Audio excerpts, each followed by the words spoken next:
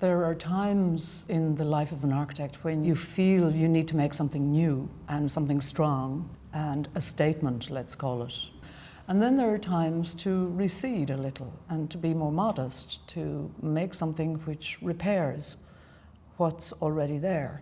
And that's very important, that the role of the architect changes depending on the need and the program and the location. So we feel that this project is about being strong but modest, and we think that's a very important role of architecture, to not always have to make loud statements, but to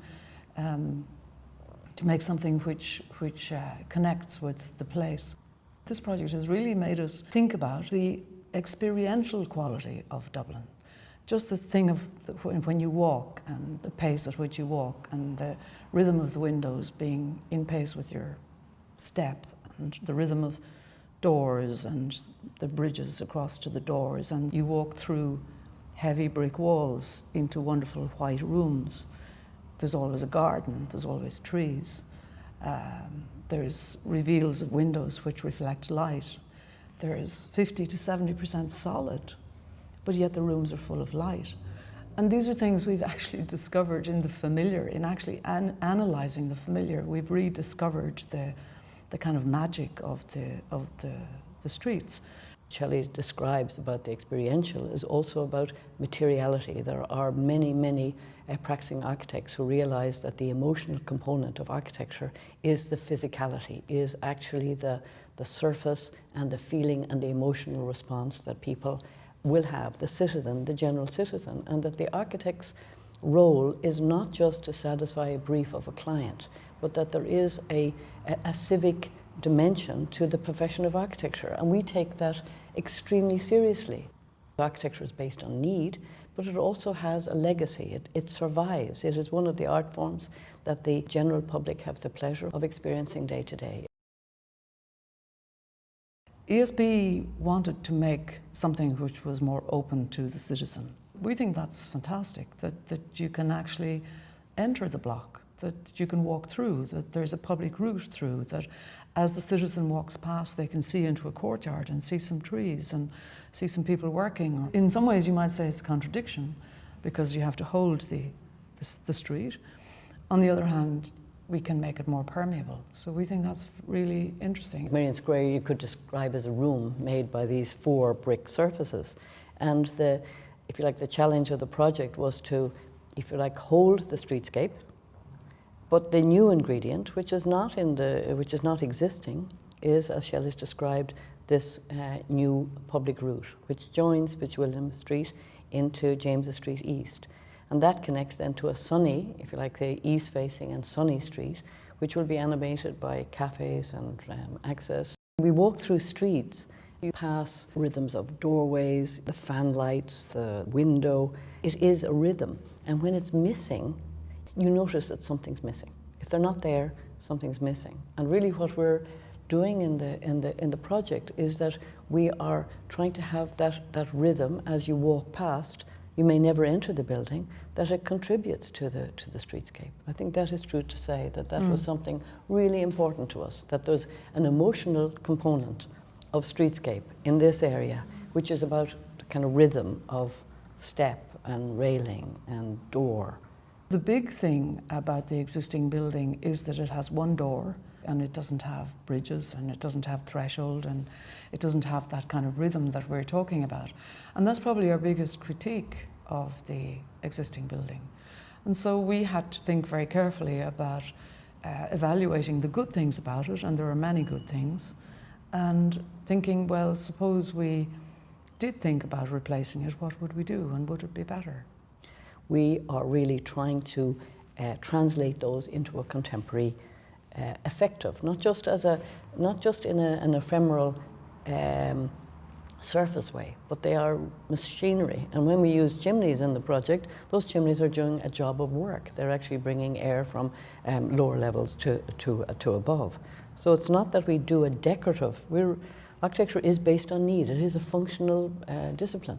So we're really trying to take the social issues, the formal and the material issues together, and weave them into a new project. We always say that being an architect is a combination of precision and intuition, because an intuition is something that's earned. You don't just inherit it. I mean, we've been in practice a very long time, so it's maybe, again, it's a bit like a musician. You have to practice many hours in order to be able to play freely. So we work as a collective in our office, as a studio of people. It's not just Yvonne and myself. We teach and we run an office in the way that one runs a studio.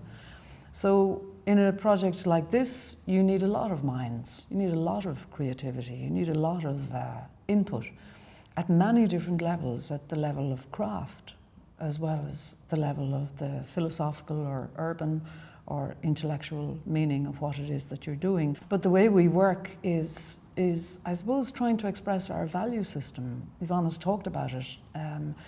We're part of a contemporary culture of Irish architecture as well, which is very strong.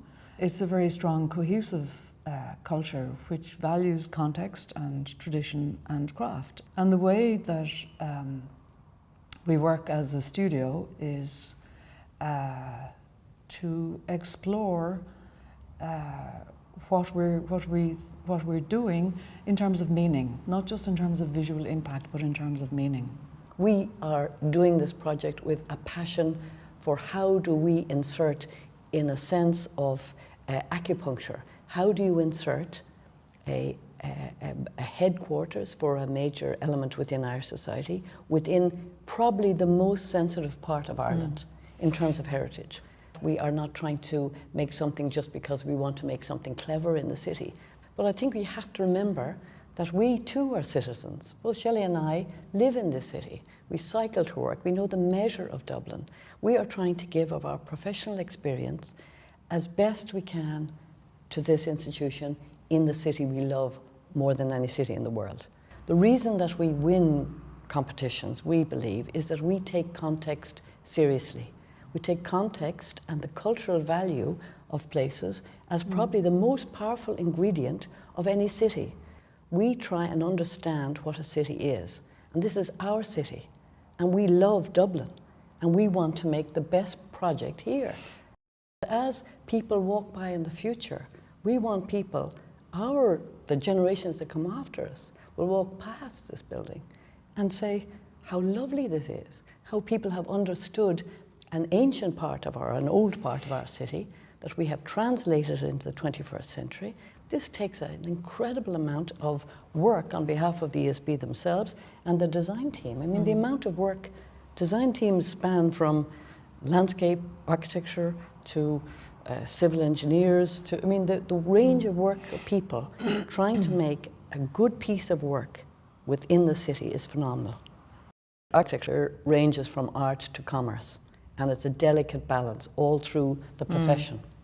And let us say, we gave a description one time, it's like going over Niagara Falls with one of those bars, and you can tilt towards art or you can tilt towards commerce. And the balance of an architect's life or architecture is the balance between those two, because we are commissioned. The older we get, the more we really realize that you cannot make a good building without a good client. It's just not possible. Every building we have done has had somebody with passion behind it, the client. And that's the most important resource for any architect to have if you are lucky enough to get such a commission, because you could be given all the money in the world to make a building, but if somebody doesn't have a passion or a vision, there's not that kind of engagement. And we believe ESB really want to make something which will be a contribution to the city and which will make the city better. They want to give something to the city. I think what's interesting about the project is that we have tried to take the ingredients of Georgian architecture and translate them. Like we're talking about the public route, the good floor-to-ceiling heights, good cross-ventilation, that it will be a pleasure to work in. You have to think of the people inside the building. Yes, there's the ingredient, which is the public face, which is the stranger walking down the street, but there's also the content. And we're trying to find, if you like, a coupling of the interior spaces being good, for the people who will work there, and the citizen who may never go through the gates, may never walk through the public route. So the responsibility of architects, the architectural component, is the reconciliation of those two things. So many cities that are rebuilt in a completely direct conservationist way so often feel so dead, and it feels like a museum. The way we liked to think about it was that we would take the components and the rhythm in a very serious way. We would take the components and the elements which did make up that street and reinterpret them, but using contemporary craft. It will represent Ireland as it is now, today, in terms of the best craftsmanship around, in terms of how to make a wonderful brick wall, how to make beautiful windows, beautiful doors, and that it feels old, but it also feels new, and that it's not dead, that it's alive. You can hold the streetscape with a certain sense of authenticity. And it's really that depth of authenticity that we're really trying to bring to this project. We've looked at many examples where pieces of city have houses, a rhythm of houses, and then they have a larger institution, but the language isn't broken. It's not an aggressive intervention. It just moves from houses to law courts to houses again to something else. And we think that's a really important piece of city. And also what's very interesting about 18th century grain is that it can occupy so many different uses in a very successful way. You've schools, you've offices, you've houses, you've places of dance, of performance. I mean, there's so many different ways of occupying 18th century rooms. So we feel that we can make something which is a wonderful place to work, beside houses which need to be lived in. There's a fantastic ingredient in Georgian architecture, which was the relationship of the house to the garden. And there are some houses in Merrion Square, certain places, that have retained that, but very few. And one of the wonderful things about the ESB project is that we have taken the ingredient of the garden and threaded it through the project so that landscape becomes embedded in the idea. When we're building in Toulouse, not only is it beside a Romanesque church, a medieval wall, we're on the burial ground of a Visigoth king, and you think, oh my God, how many layers of history have we to deal with? And yet within a city, a contemporary city like Toulouse, they believe in the ability of contemporary architects to be both respectful to the past and to also give an institution a status within contemporary life. And this is the same issue here. We live in a capital city of Europe. And within that, we're saying that this particular project in this particular place says that facadism is not appropriate. And we don't mean that in an arrogant way. We speak as practicing architects with the humility and love of the city, saying in our judgment, in our professional and humble judgment, it is possible for contemporary craftsmen and women to put together a building that holds the streetscape, holds the essence, if you like, of history, but is part of the 21st century. I mean, we know it is one of the most important Georgian miles in the world. We are very aware of our responsibility.